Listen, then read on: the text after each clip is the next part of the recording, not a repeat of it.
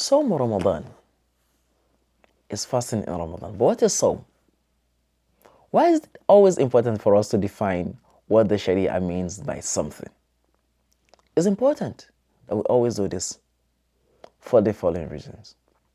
One, we know for sure that Allah requires something from us once we reach the age of puberty, as we discussed in the previous video. We know for sure that Allah requires something from us, as we discussed in the previous video. If Allah requires something from us as a matter of obligation, how are we sure that what Allah intends or wants from us is exactly what we do? If the Sharia, as pronounced by Allah subhanahu wa ta'ala, defines something as XYZ, for example, and that same word connotes something different to us, and we go ahead to perform what we have in mind and not what Allah has intended for us, we have not fulfilled that obligation. And because many of the terminologies that we are used to are not the Sharia terminologies we try to define. The other time I gave the example of menstruation, and I like to repeat it here. As far as common sense or medicine is concerned, if a woman menstruates for 20 days, she's menstruating, she has menses. But in the Sharia, once a woman hits 15 days, whatever bleeding that occurs after 15 days is not menses. What is the implication of menses? Menses means that she's off salah. If you're looking at the definition of menses from the medical perspective, it means that the woman, for those 20 days, she will not be observing salah. But in the Sharia, she has to just clean up and start observing her salah after 15 days. Meaning that if you look at it from the perspective of medicine, she will have missed 5 days salah, 25 whole salah. So that's very important. What is asiyam?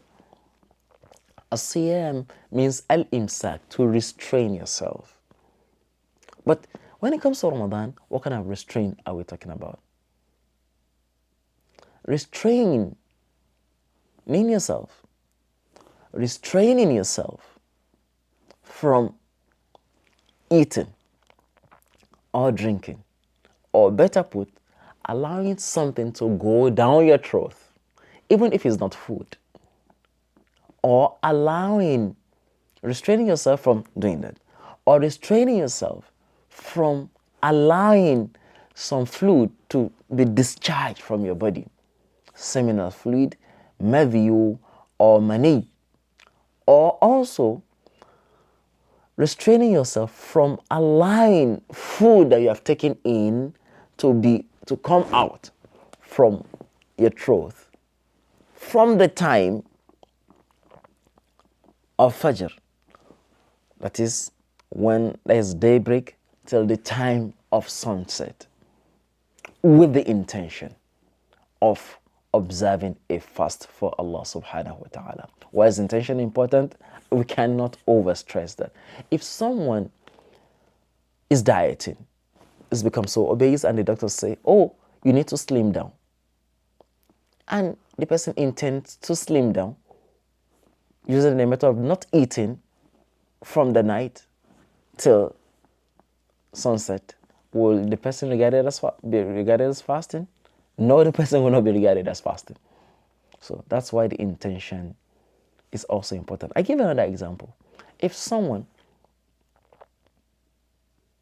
is fasting, he began fasting, but in the middle of the afternoon, in his mind he said, I'm no more fasting, I'm just trying to starve myself. Then even if the person did not eat and did not commit any of these actions that we said previously, he is still regarded as not fasting, and he has to make up for that fast. So that is a bit about fasting. Hajjul Bayt. Al-Hajju bima'na al-Qasd. Al-Hajj. Hajj means making intention. Hajj means making intention. What do we intend? Intention to visit the house of Allah in Mecca.